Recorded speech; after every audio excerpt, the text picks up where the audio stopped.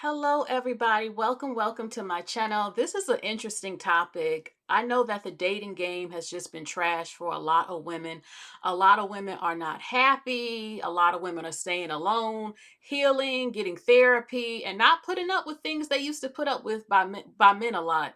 And a lot of men are not happy about it. A lot of women aren't happy, but they rather just be alone than not date, not have quality men. But also, some women are deciding to date completely differently to see if they get different results. I stumbled on this video. I only watched a little bit of it, so we're kind of like watching it together.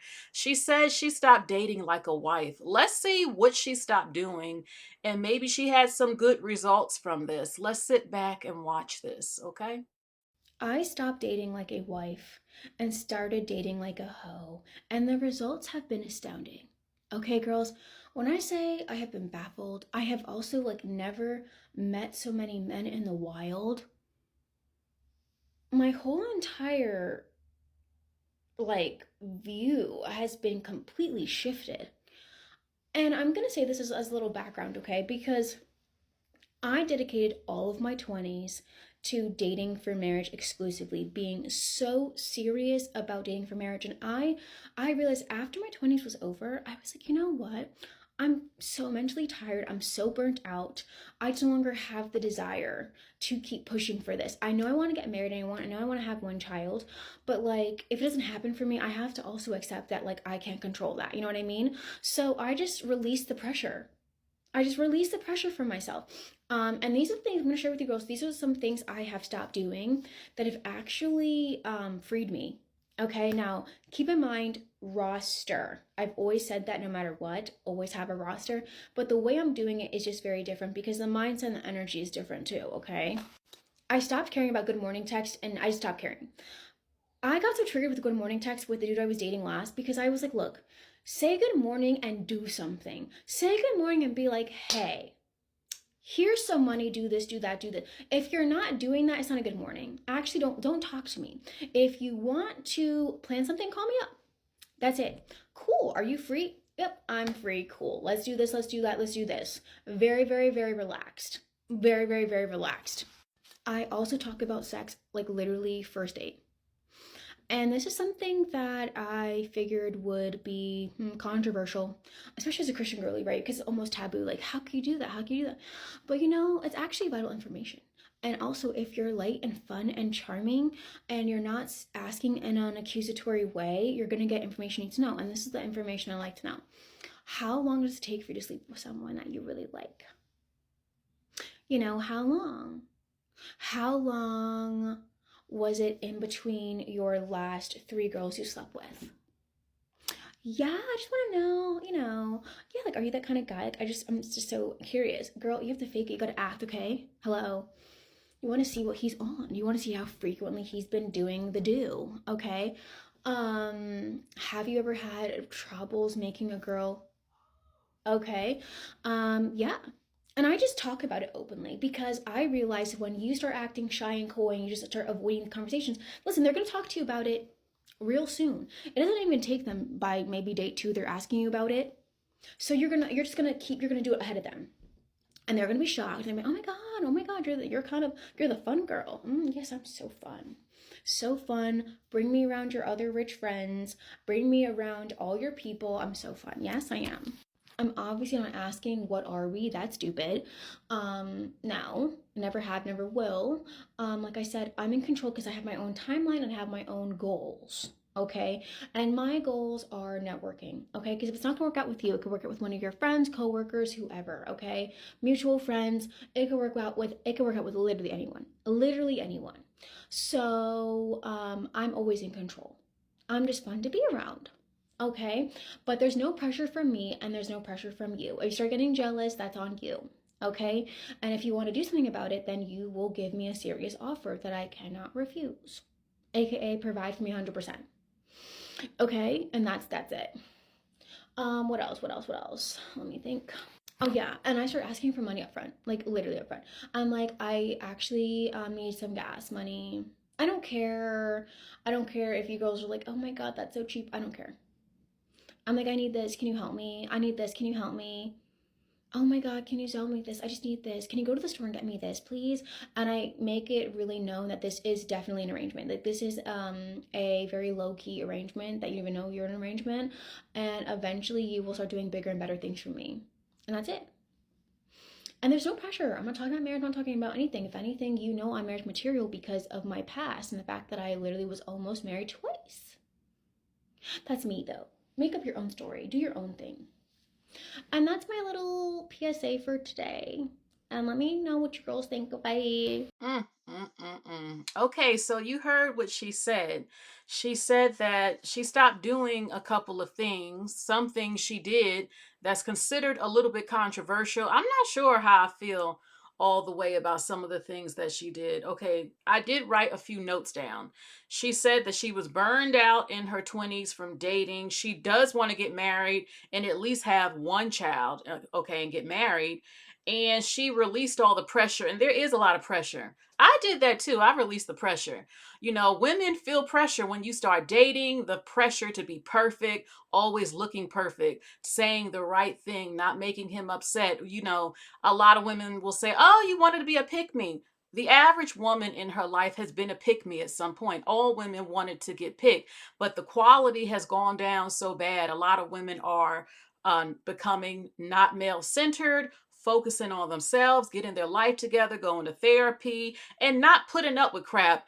A lot of women used to settle a lot, okay? Our grandmas, some of our moms, great grandmas, our aunts, our cousins, women in general tend to settle. And this is still happening around the globe where you must get married, you must find a man, even if you're not compatible, and settle down with him. And usually they want to get a divorce or end up getting a divorce later because you were never compatible.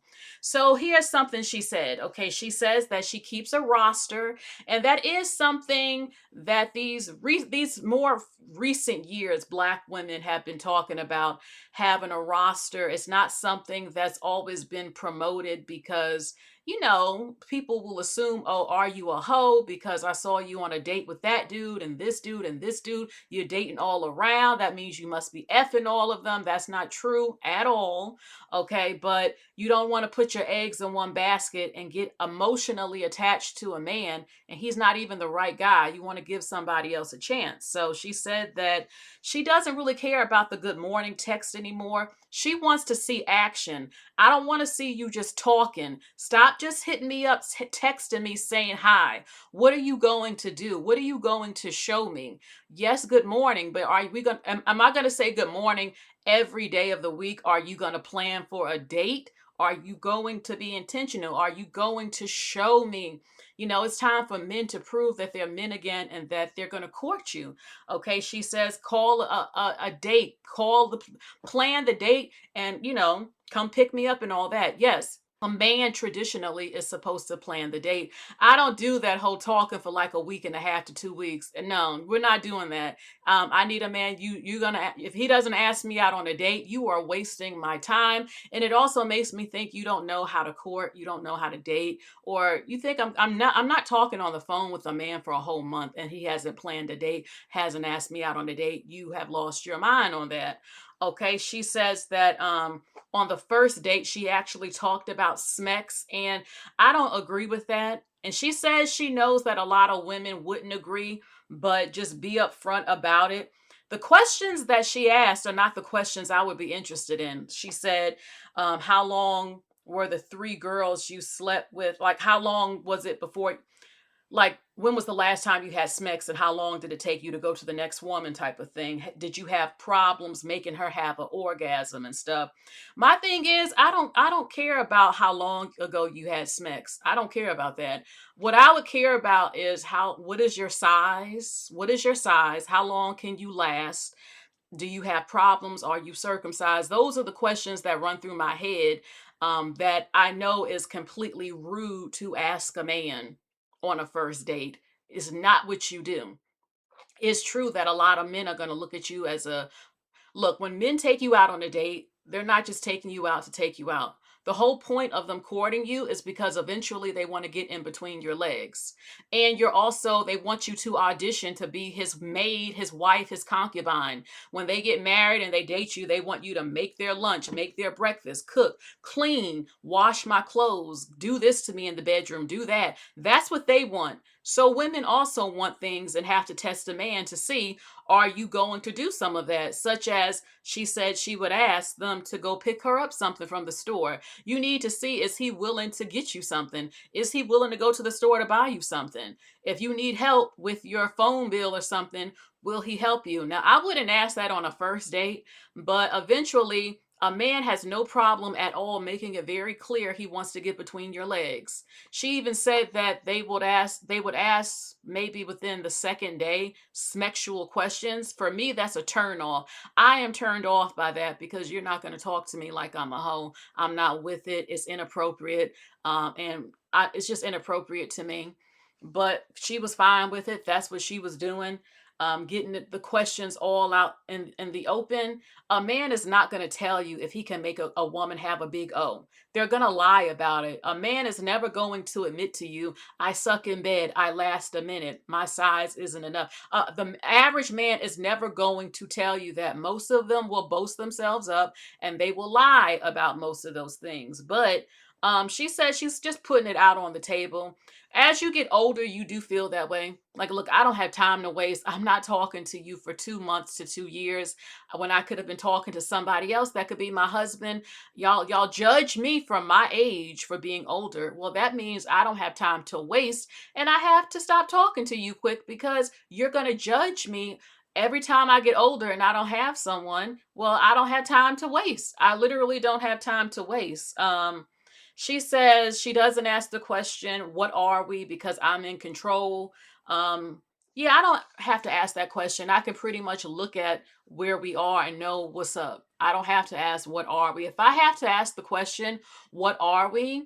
That means that this relationship is just not it. I'm confused. I don't know where you stand. And you haven't made me feel secure. You haven't even confirmed that I'm your girlfriend. We're not monogamous, so we're just all over the place, okay? And she's kind of like, we can do some of that, but if you want something, let me know. But I'm going on to the next. A lot of men don't like women who are always too available.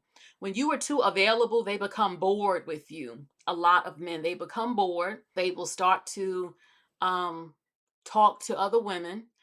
They do that regardless, a number of them, but a number of them will become bored. The conversations start to dwindle a little bit, and they think you're obsessed with them. Every time you're available, they think, oh, she's on my nutsack. Look at her. She doesn't have a man. No one else is interested. She has no life. I am her life. I can go and come as I please, and she'll just always be there. She has nothing going on for herself. She doesn't have a personality. She doesn't enjoy anything. And that happens to women when they lose themselves in marriages and relationships because we sometimes women can become obsessed with their partner and you start to lose who you are and you stop doing the things that you used to do.